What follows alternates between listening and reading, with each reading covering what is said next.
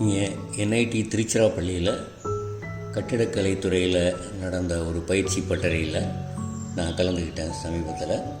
அந்த பயிற்சி பட்டறையில் மாணவர்களோடு கலந்துரையாடி பெயிண்டிங் சம்மந்தமான டவுட்ஸ் எல்லாம் அவங்களுக்கு கிளியர் பண்ணிவிட்டு என்னுடைய சில ஒர்க்ஸ் சாம்பிள்ஸ் அவங்களுக்கு காமிச்சிக்கிட்டு இருக்கேன். இந்த சாம்பிள்ஸ் எல்லாம் காட்டி முடித்த உடனே ஒரு வாட்டர் கலர் லேண்ட்ஸ்கேப் எப்படி பண்ணுறது அப்படிங்கிற ஒரு செஷன் நடந்துச்சு. அந்த செஷனில் ஒரு லேண்ட்ஸ்கேப் பெயிண்டிங் அதை நான் இப்போது ஸ்டார்ட் பண்ணியிருக்கேன். இதனுடைய தொடர்ச்சியாக இதில் கலர் வைக்கிறது எப்படிங்கிறத நீங்கள் இதில் பார்ப்பீங்க.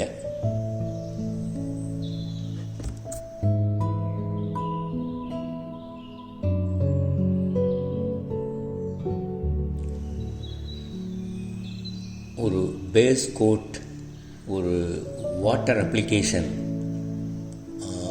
பண்ணி, அதாவது பேப்பரை வெட் பண்ணிவிட்டு அப்புறம் அதில் கலர் வைக்கும்போது கலர் நல்ல ஸ்ப்ரெட் ஆகும். அது ஆக்சுவலி வாட்டர் கலர் டெக்னிக் அப்படிங்கிறது நிறைய இருக்குது. அதில் இதுவும் ஒன்று.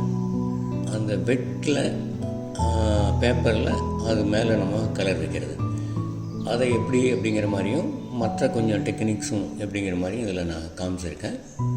ஸ்டூடெண்ட்ஸ் இதெல்லாம் கூடவே அப்சர்வ் பண்ணிவிட்டு அப்புறம் அவங்களும் பெயிண்ட் பண்ணுறாங்க.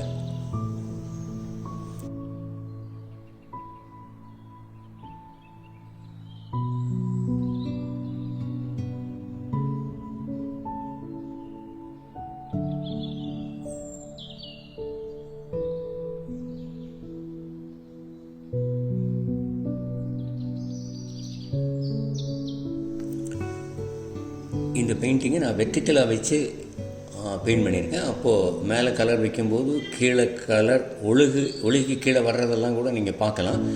பட் அதை நம்ம கொஞ்சம் கலர் கண்ட்ரோல் இருந்ததுன்னா, எவ்வளவு வாட்டரோட ப்ரெஷ்ஷில் கலர் எடுக்கணும் அப்படிங்கிறது தெரிஞ்சிருந்ததுன்னா நம்ம கொஞ்சம் கண்ட்ரோல் பண்ண முடியும். இதுவும் நிறைய ஆர்டிஸ்ட் பின்பற்ற ஒரு டெக்னிக்.